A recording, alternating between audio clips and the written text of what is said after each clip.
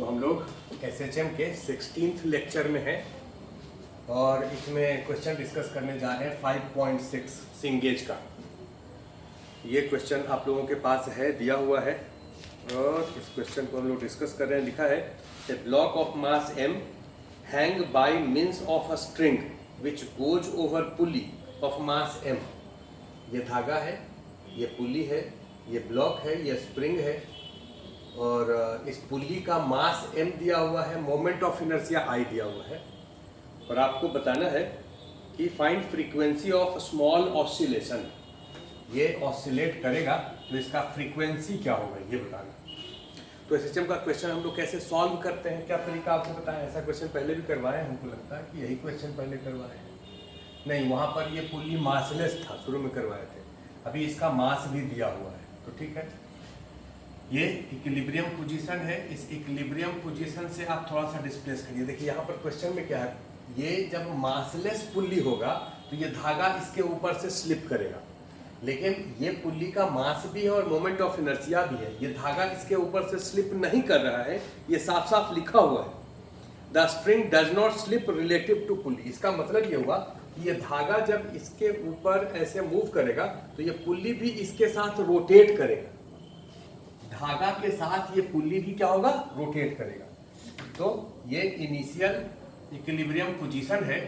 यहाँ से आप इस ब्लॉक को डिस्प्लेस करिए। सपोज यहाँ से x डिस्टेंस डिस्प्लेस किए, ये ब्लॉक यहाँ चला है। इसको जब x से डिस्प्लेस करेंगे तो ये पुली यहाँ से ये रोटेट होता हुआ ऐसे रोटेट भी करेगा और ट्रांसलेट भी करेगा और नीचे आएगा। ये बताओ कि ये पुली कितना नीचे आ जाएगा, कितना डिस्टेंस नीचे आएगा? तो आंसर है x/2। ये सिंपल कांस्टेंट रिलेशन से हम लोग सीखे हैं। अब जिसको कांस्टेंट रिलेशन बार बार भूल जाते हो तो देखो यहाँ पर ये लॉज ऑफ मोशन में सीखे थे। ये पुली है और ये ब्लॉक है। अगर ये वाला पुली यहाँ से 1 मीटर नीचे जाता है तो इधर भी 1 मीटर घटेगा, इधर भी 1 मीटर घटेगा, तो ये ब्लॉक 2 मीटर नीचे जाएगा। ये पुली अगर x मीटर नीचे जाता है तो ये x/2 नीचे जाएगा। ये अगर x नीचे जाता है तो ये x/2 नीचे जाएगा। तो ये पुली का सेंटर यहाँ जो था, अब पुली का सेंटर यहाँ हो जाएगा। अब पुली ऐसा दिखाई देगा और इसके ऊपर से अब स्ट्रिंग ऐसा दिखाई देगा। ये सेकंड पोजीशन है, ये x/2 होगा। तो इसमें अगर x/2 मूवमेंट होता है यहाँ से यहाँ तक, तो ये जो स्प्रिंग है, ये स्प्रिंग कितना एक्स्ट्रा इलोंगेट होगा। तो पहले से तो कुछ इलोंगेटेड होगा ही। अभी सपोज करो अभी कितना इलोंगेट होगा, तो ये पुली x/2 से नीचे आया तो ये भी x/2 से नीचे जाएगा। तो इस स्प्रिंग में एक्स्ट्रा टेंशन कितना डेवलप होगा? एक्स्ट्रा टेंशन डेवलप होगा kx/2। ये जो एक्स्ट्रा टेंशन डेवलप हुआ है,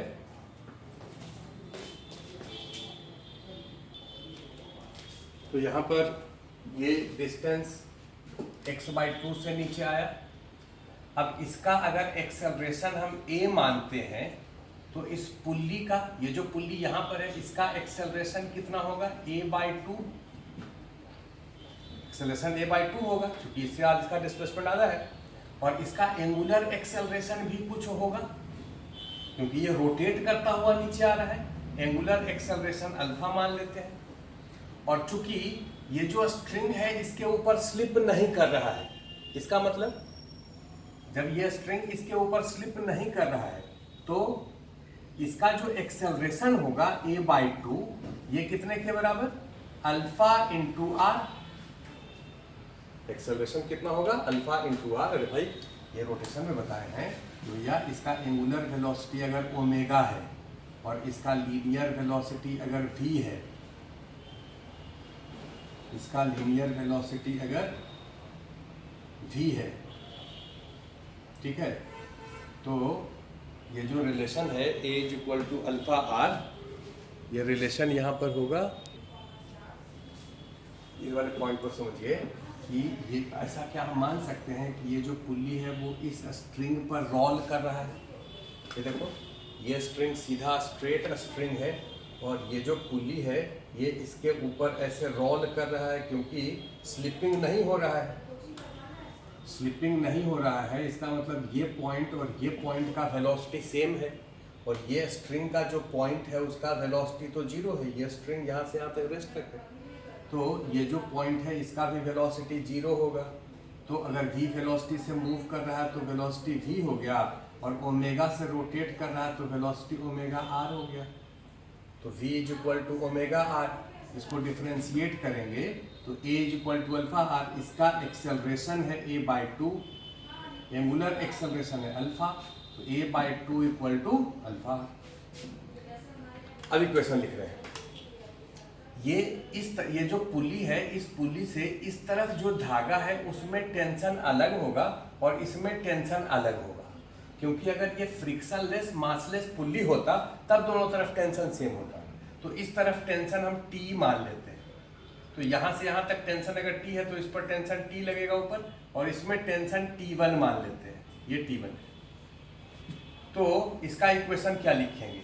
इसका मास m है, तो इसका इक्वेशन लिख रहे हैं, इसका weight mg minus T equal to ma। ये ट्रांसलेशन का इक्वेशन हो गया। हमको प्रूफ क्या करना है? a proportional to x and oppositely directed motion SHM हो जाएगा। इसका ट्रांसलेशन का इक्वेशन लिखो और रोटेशन का इक्वेशन लिखो। ये जो पुली है इसका जब एफपीडी बनाएंगे तो कौन कौन सा फोर्स लगेगा? आप कहोगे सर इस वाले पॉइंट पर टेंशन T1 नीचे, और इस वाले पॉइंट पर टेंशन T नीचे, और यहाँ पर स्प्रिंग फोर्स ऊपर कितना kx/2 प्लस kx0। चूंकि ये स्प्रिंग शुरू में भी कुछ इलोंगेटेड था, जब इनिशियल पोजीशन पर ये स्प्रिंग था, ये देखो शुरू में अगर पूछें ये स्प्रिंग कितने से इलोंगेटेड था तो वो आप कैलकुलेट कर सकते हैं। अभी इनिशियल पोजीशन पर ये स्प्रिंग का इलोंगेशन अगर x0 है तो ये पुल्ली तो रेस्ट पर है, तो भाई ये पुल्ली अगर रेस्ट पर है तो कौन कौन सा फोर्स लगेगा? इस पुल्ली का एफबीडी बनाएंगे तो ऊपर फोर्स लगेगा kx0, यहाँ पर नीचे लगेगा, यहाँ पर नीचे लगेगा, और यहाँ पर इसका वेट mg लगेगा। यही तीन फोर्स लगेगा। ये जो पुल्ली है इसका मास mg है, वो नीचे लग रहा है, और यहाँ से यहाँ तक जो धागा है उसका वेट कितना होगा? इसके mg के बराबर। तो यहाँ जो टेंशन होगा वो कितने के बराबर? mg। और यहाँ का भी टेंशन सेम होगा। अगर ये पुल्ली रेस्ट पर है, मूव नहीं कर रहा है, तो दोनों तरफ टेंशन सेम होगा, क्योंकि वो रोटेट नहीं कर रहा है। तो इक्विलिब्रियम पोजीशन पर ये रेस्ट पर था, तो ये वाला टेंशन T1 भी कितना होगा? mg के बराबर। यानी कि kx0 कितने के बराबर? 3mg के बराबर। ये इनिशियल कंडीशन। तो अभी एक्स्ट्रा इलोंगेशन x/2 हुआ और पहले इलोंगेशन x0 था, तो टोटल इलोंगेशन इसमें हो गया x/2 प्लस x0। उसको k से गुना किए, इतना स्प्रिंग फोर्स। अब ये इक्वेशन आप लिख लिए इसके ट्रांसलेशन का, यहाँ पर लिख करके दिखा रहे हैं। उसी इक्वेशन को यहाँ लिख लें, mg minus T is equal to ma, पहला इक्वेशन। और इसके ट्रांसलेशन का इक्वेशन क्या लिखेंगे? तो इस पर टेंशन T नीचे लग रहा है, प्लस T1 नीचे लग रहा है, minus k x/2 plus x0 ऊपर लग रहा है, और इसका वेट mg नीचे लग रहा है, plus mg। So this net force is equal to इसका मास इंटू एक्सेलरेशन, तो इसका m इंटू a/2। ये दूसरा इक्वेशन। अब तीसरा इक्वेशन आप टॉर्क का इक्वेशन लिख लीजिए। इसके अबाउट टॉर्क ऐसे घूम रहा है एंगुलर एक्सेलरेशन अल्फा से, तो ये t के कारण टॉर्क होगा t इंटू आर, और t1 के कारण होगा t1 इंटू आर, लेकिन अपोजिट डायरेक्शन में। इस डायरेक्शन में टॉर्क कितना होगा? t minus t1 into R mg के कारण, और इस टेंशन के कारण कोई टॉर्क नहीं होगा, is equal to I alpha. और अल्फा कितने के बराबर? a/2r। ये हो गया तीसरा इक्वेशन। इस तीनों इक्वेशन से आप t और t1 को इल्यूमिनेट कर दीजिए, t और t1 को इल्यूमिनेट कर दीजिए। तो आंसर कितना हो जाएगा, इसको आप इस तरफ लेके चले आइए, तो t minus T1 is equal to IA/2R²। अब इसको जोड़ दें और इसको 2 से गुना करके फिर से जोड़ दें। तो हम क्या कर रहे हैं, इधर लिख रहे हैं अप्लाई 2 × 1 प्लस 2 प्लस 3।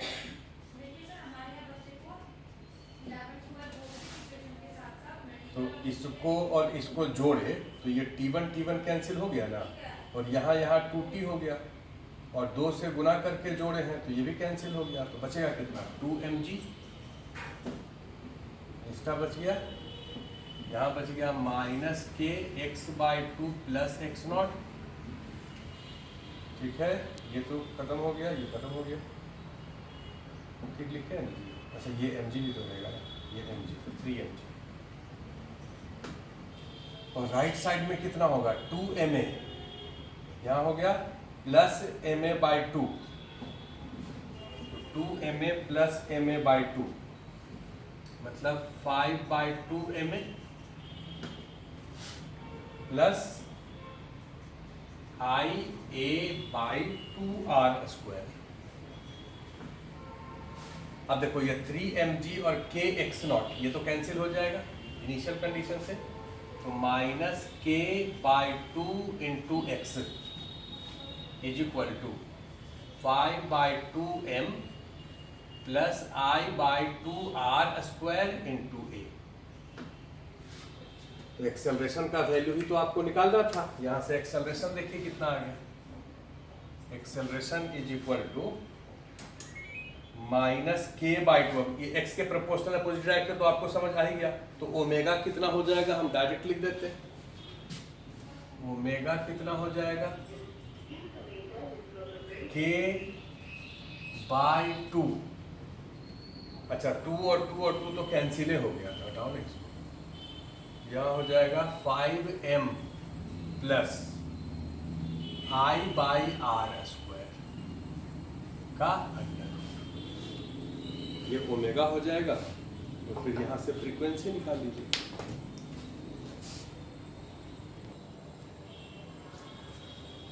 तो 5.7 में ये एक पुल्ली है जो इसका मास m है, मोमेंट ऑफ इनर्शिया I है, स्प्रिंग का स्प्रिंग कांस्टेंट k है, इसका रेडियस r है। तो ये सिस्टम इक्विलिब्रियम पर है, इसको स्लाइटली आप डिस्प्लेस करके छोड़ दीजिए, ये ऑसिलेट करेगा। इसका टाइम पीरियड कितना होगा ये आपको बताना है। The spring constant k and does not slip over pulley. ये जो स्ट्रिंग है वो स्लिप नहीं कर रहा है, इसका मतलब ये जो है ये सीधा ऐसे नहीं आएगा, ये ऐसे रोटेट होकर के आएगा, फिर ऐसे जाएगा, ऐसे आएगा, ऐसे, इस तरह से ये ऑसिलेट। तो इसका टाइम पीरियड निकालने के लिए आप क्या करेंगे, ये इक्विलिब्रियम पोजीशन है, इस पोजीशन पर यहाँ का टेंशन और यहाँ का टेंशन बराबर होगा क्योंकि रोटेट नहीं कर रहा है, और ये इसमें इलोंगेशन अगर x0 है तो इसमें टेंशन कितना होगा, kx0। यहाँ भी kx0, यहाँ भी kx0, यानी 2kx0 is equal to mg। ये इक्विलिब्रियम कंडीशन हो गया। अब उसके बाद इसको इक्विलिब्रियम से थोड़ा सा डिस्प्लेस कर दीजिए। इक्विलिब्रियम से अगर इसको x डिस्प्लेस करेंगे तो इस तरफ भी x बढ़ेगा, इधर भी x बढ़ेगा। अब ये पुल्ली कैसा दिखेगा, तो आप कहोगे सर पुल्ली देखिए ऐसा दिखेगा। स्ट्रिंग कैसा दिखेगा, तो स्ट्रिंग ऐसा दिखेगा। ये जो स्प्रिंग है इसमें अब इलोंगेशन कितना हो गया, तो ये अगर x से नीचे आया है तो ये 2x से इलोंगेट हो जाएगा। इसका मतलब नेट इलोंगेशन हो जाएगा 2x प्लस x0, और यहाँ पर जो टेंशन होगा ये इतने के बराबर होगा। और इस समय इसका कुछ एक्सेलरेशन ले लीजिए नीचे की तरफ a, एंगुलर एक्सेलरेशन ले लीजिए अल्फा। इस पॉइंट पर स्लिपिंग नहीं हो रहा है तो a equal to alpha R. इस पॉइंट पर स्लिपिंग नहीं हो रहा है तो a equal to alpha R. यहाँ का टेंशन अब इसके बराबर नहीं होगा तो इसको आप T1 मान लीजिए। अब इसका इक्वेशन लिखिए, रोटेशन का सिंपल सा सवाल है।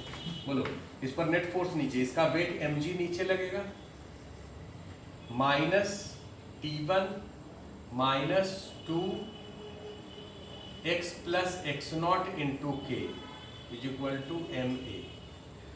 ये ट्रांसलेशन का इक्वेशन हो गया। रोटेशन का इक्वेशन लिखो इधर की तरफ, तो T1 into are minus this T1 minus 2x plus x not into K into R is equal to I alpha, इसके अबाउट आई इंटू अल्फा, और अल्फा कितने के बराबर A/R। अब इससे r को इधर ले आइए, तो यहाँ से हटा करके इसको r² कर देते हैं और इसको जोड़ दीजिए, तो mg माइनस 2, इसको जोड़ेंगे तो 2k 2x plus x naught is equal to m plus I/R² into. अब ये mg और 2kx नॉट ये कैंसिल हो गया इक्विलिब्रियम कंडीशन से, तो बचा कितना 4, इसको इधर ही लिख लेते हैं, बचा कितना minus 4kx by m plus I/R² equal to A proportional to X oppositely directed. Omega कितना हो गया 4k by m plus I/R² का, ये इसका ओमेगा हो गया। अब इसी को अगर आप सेकेंड मेथड से सॉल्व करना चाहें, एनर्जी मेथड से, फटाफट आपको सॉल्व कर सकते हैं। पिछले क्वेश्चन को भी एनर्जी मेथड से आप सॉल्व कर सकते हैं। एक बार तुम लोग ट्राई करके देखना। इस पोजीशन से इसको डिस्प्लेस किए, इस पोजीशन पर इसका वेलोसिटी v है और एंगुलर वेलोसिटी ओमेगा है, तो इसका एनर्जी लिखिए, kinetic energy and potential energy. तो रेफरेंस आप मान लीजिए, रेफरेंस हम लोग इक्विलिब्रियम पोजीशन को मान लेते हैं, ये इक्विलिब्रियम पोजीशन को रेफरेंस मान लेते हैं, तो इसका kinetic energy half mv² plus half I ओमेगा², और ओमेगा² होगा v²/r², ये तो काइनेटिक एनर्जी हो गया। इसका पोटेंशियल एनर्जी माइनस mgx, और स्प्रिंग का पोटेंशियल एनर्जी, स्प्रिंग का इसका तो प्लस हाफ k। अब ये अगर x से इसको x से नीचे किया तो 2x हो गया, तो half k 2x plus x not का स्क्वायर, क्योंकि शुरू में इलोंगेशन x नॉट था और अभी 2x हो गया, तो हाफ k टोटल इलोंगेशन का स्क्वायर फ्रॉम नेचुरल लेंथ। अब इसको डिफरेंशिएट कर दीजिए, तो टोटल एनर्जी का डिफरेंशिएशन 0, हाफ mv² का 2v dv/dt, half I/R² v² का 2v dv/dt, minus mg x का dx/dt, plus half k 2x plus x not, इसको डिफरेंशिएट कर रहे हैं, तो हाफ के बाहर इसका 2x प्लस एक्स नॉट, और इसका करेंगे तो 2dx/dt। अब यहाँ देखो v, ये v dx/dt कैंसिल, ये 2 और 2 भी कैंसिल, तो बचा कितना m, और dv/dt को a लिख देते हैं, यहाँ भी 2 cancel, I/R² into dv/dt a हो माइनस mg, और यहाँ पर हो जाएगा प्लस 4kx प्लस 2kx0। अब ये 2kx0 तो mg के बराबर है, ये कैंसिल हो गया, और इसको इधर ले आइए, तो minus 4kx is equal to m plus I/R² into a। यहाँ से a का वैल्यू निकालिए, देखिए आंसर सेम है। तो जब भी कोई रोटेशन वाला क्वेश्चन हो और तुमको ज़्यादा दिक्कत हो रहा हो, तो उसमें एनर्जी मेथड यूज कर लो, ज़्यादा अच्छा। पिछले वाले क्वेश्चन को भी एनर्जी मेथड से कर सकते हो, एक बार ट्राई करके देख लो।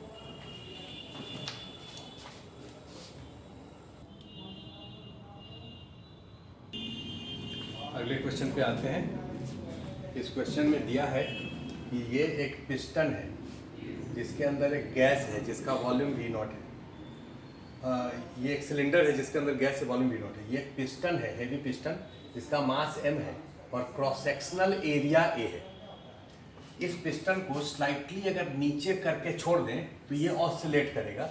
इसके ऑसिलेशन का टाइम पीरियड क्या होगा? क्वेश्चन में साफ साफ दिया है कि इस पिस्टन को जब आप नीचे किए हैं तो इसका वॉल्यूम घटेगा और फिर ऊपर जाएगा तो वॉल्यूम बढ़ेगा। ये जो प्रोसेस है ये आइसोथर्मल प्रोसेस है, साफ साफ लिखा है। ये प्रोसेस क्या है? Isothermal process. अगर कुछ नहीं लिखा रहता तो इसको हम लोग प्रोसेस तो भाई देना पड़ेगा, या तो आइसोथर्मल दिया रहे या एडियाबैटिक दिया रहे, कोई ना कोई प्रोसेस देना पड़ेगा। तो यहाँ पर आइसोथर्मल प्रोसेस दिया। अब क्या करिए, इसको आप यहां से डिस्प्लेस कर दीजिए एक्स से। सपोज करो इसको एक्स से अगर डिस्प्लेस कर दिए तो अब इसका प्रेशर सपोज P हो गया और पहले प्रेशर कितना था? P0 था इस गैस का। अब प्रेशर क्या हो गया? P हो गया। अब वॉल्यूम कितना हो जाएगा? तो शुरू में वॉल्यूम V0 था, अब वॉल्यूम होगा V0 minus A into x. अगर इसको x डिस्टेंस से नीचे किए हैं, क्रॉस सेक्शनल एरिया इसका स्मॉल a ली, चलो कैपिटल A ले लेते हैं, कैपिटल A। तो कैपिटल A इंटू एक्स ये वॉल्यूम होगा। मतलब अब तो वॉल्यूम केवल इतना ही बचेगा। तो ये वॉल्यूम कितना होगा? Total volume minus this volume. तो अभी का प्रेशर कितना है वो निकाल सकते हैं। फॉर्मूला क्या यूज करेंगे? P0 V0 is equal to P V0 minus X. अब प्रेशर हो जाएगा P0 V0 by V0 minus X. अब प्रेशर ये हो जाएगा। शुरू में प्रेशर P0 कितना था? एटमॉस्फेरिक प्रेशर दिया हुआ। ये पिस्टन शुरू में इक्विलिब्रियम पोजीशन में था, तो ऊपर से जो फोर्स लगेगा ये P ATM इंटू A के बराबर और इसका वेट mg नीचे लगेगा और ऊपर से प्रेशर होगा P0 इंटू A के बराबर। शुरू में इक्विलिब्रियम पोजीशन में तो आप क्या लिखेंगे? P ATM into A plus mg equal to P0 into A। तो P0 का वैल्यू होगा P ATM plus mg by A। शुरू में इस गैस का प्रेशर इतना था, तो P0 अगर यहाँ पर रख दें तो अभी का प्रेशर आ गया। अब ये बताओ कि इस पोजीशन पर आप x से नीचे लाए हैं तो इसका एक्सेलरेशन नीचे की तरफ आप a मान लीजिए।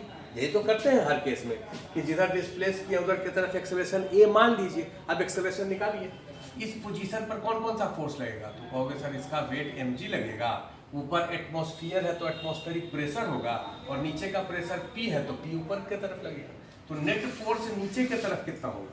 तो कहोगे mg plus P ATM into A minus P into A। This is equal to mass into acceleration। mg plus P ATM into A, इसको रहने दीजिए, माइनस P इंटू A। और P का वैल्यू कितना है? P0 V0 by V0 minus x into A equal to m। अब ये P0 का वैल्यू यहां से रख दो, mg plus P ATM into A minus P0 की जगह रख दो P ATM plus mg by A into A into V0 by V0 minus AX is equal to m।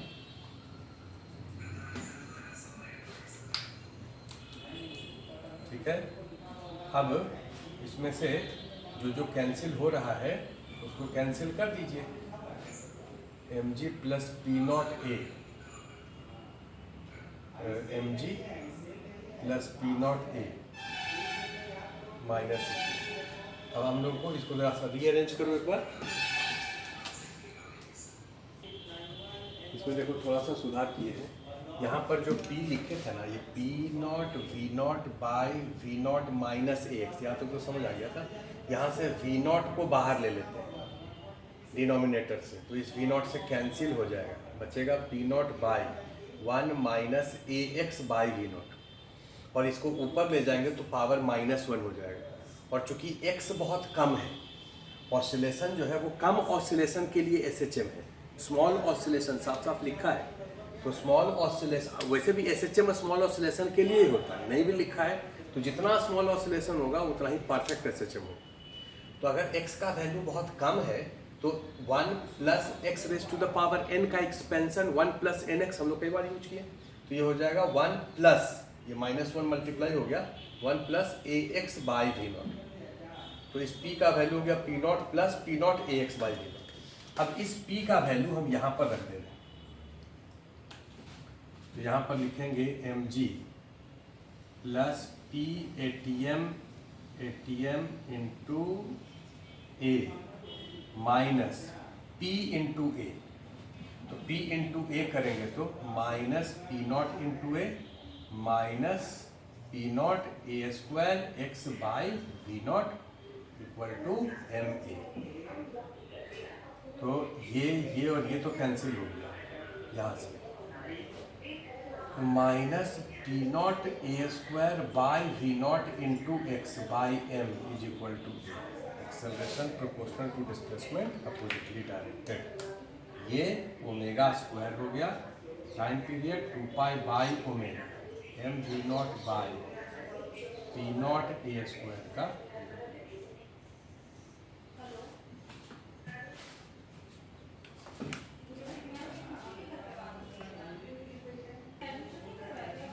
यहाँ पर पी नॉट को, चूंकि क्वेश्चन आपको पी एटीएम के टर्म में लिखना है आंसर, तो पी नॉट को पी एटीएम के टर्म में लिख दीजिए। तो टाइम पीरियड होगा 2 pi under root m v naught by p naught के जगह p ATM plus m g by a into a square, ये आंसर हो जाएगा।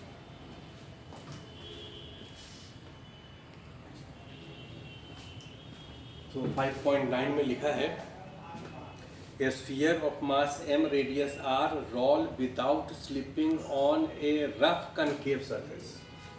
ये रफ कनकेव सरफेस है, इस पर ये रोल कर रहा है, स्लिप नहीं कर रहा है। और इसका जो रेडियस है लोअर फाइन टाइम पीरियड, इसका रेडियस r है, इसका रेडियस कैपिटल R है, लेकिन ये बिग कनकेव सरफेस है, मतलब कैपिटल R का वैल्यू बहुत ज़्यादा है स्मॉल r के रिस्पेक्ट में, ऐसा कहा जाता है। तो इसका टाइम पीरियड ऑफ ऑसिलेशन निकालना है। इसको जब लोअर पॉइंट के अबाउट छोड़ देंगे तो ये ऐसे ऐसे ऐसे ऑसिलेट करेगा, तो इसके ऑसिलेशन का टाइम पीरियड होगा। तो चलिए ये जो स्फीयर है उसका इक्विलिब्रियम पोजीशन तो ये है, इस इक्विलिब्रियम पोजीशन से हम इसको थोड़ा सा डिस्प्लेस किए, let this angle is theta, let this angle is theta. तो इसको जब थीटा से हम डिस्प्लेस किए हैं, यहाँ से यहाँ तक ये थीटा है, अब इस पोजीशन पर जब छोड़ेंगे तो ये वापस घूम करके यहीं पर आएगा। तो ये जो स्फीयर है, इसको अगर हम इसके अबाउट एंगुलर SHM प्रूफ कर दें तो थीटा डिस्प्लेस होकर के यहाँ आया है।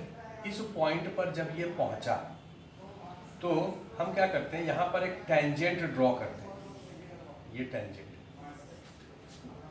इस पॉइंट पर ये टेंजेंट, ये यहाँ से रोल होकर के नीचे आएगा। जैसे ही वो इस पॉइंट पर आ जाएगा तो टेंजेंट बदल जाएगा, यहाँ आएगा तो टेंजेंट फिर से बदल जाएगा।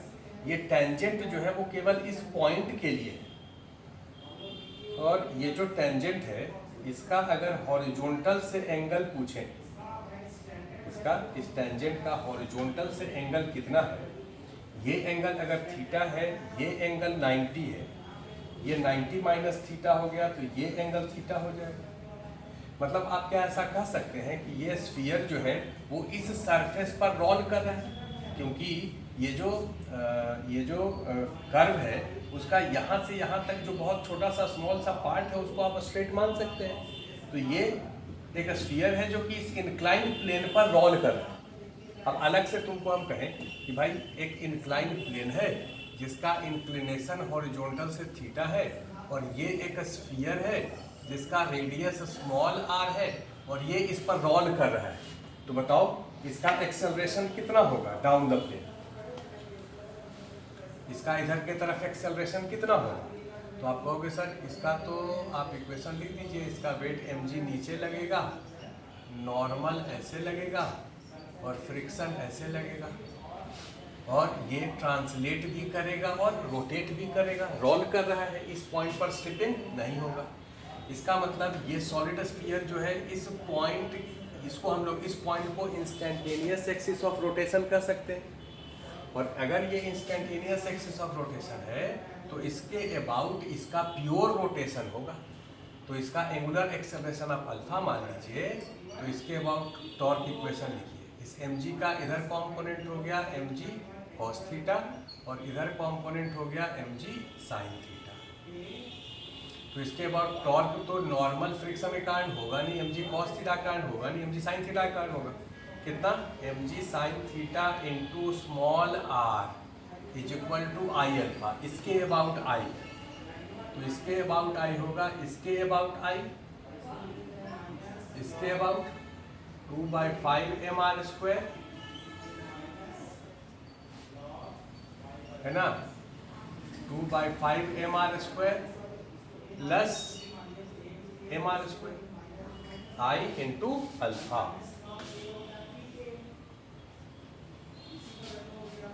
इसको नीचे लिख देते हैं, ये हो गया mg sin theta into r is equal to I into alpha. तो इसका अल्फा निकल गया इसके अबाउट, और सेंटर ऑफ मास के अबाउट जितना अल्फा होगा, सेंटर ऑफ मास के अबाउट और आईसीआर के अबाउट अल्फा सेम होता है। तो इसका अल्फा इतना हो गया, ये इतना अल्फा से रोटेट करेगा।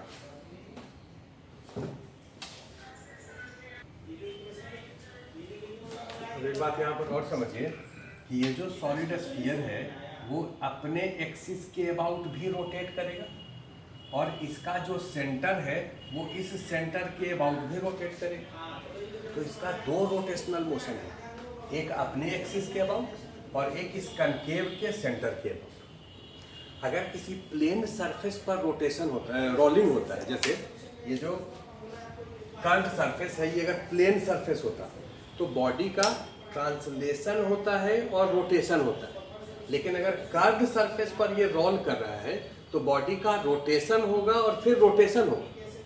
इसका सेंटर जो है वो ट्रांसलेट नहीं कर रहा है, इसका सेंटर इस बड़े वाले सर्किल पर रोटेट कर रहा है। तो ये बताइए कि इसका जो सेंटर है, इसके सेंटर का एक्सेलरेशन कितना होगा। अगर इसका एक्सेलरेशन हम a मान लें तो एक्सेलरेशन कितने के बराबर होगा। तो आप कहोगे कि इस पॉइंट पर तो इसका स्लिपिंग हो नहीं रहा है, तो a जो है वो अल्फा r के बराबर हो जाएगा, अल्फा इंटू स्मॉल r। तो a का वैल्यू आप निकाल सकते हैं, अल्फा का वैल्यू यहाँ से रख लीजिए। एक मिनट, स्मॉल r कैपिटल, ये mg, ये स्मॉल r होगा, ये स्मॉल r है।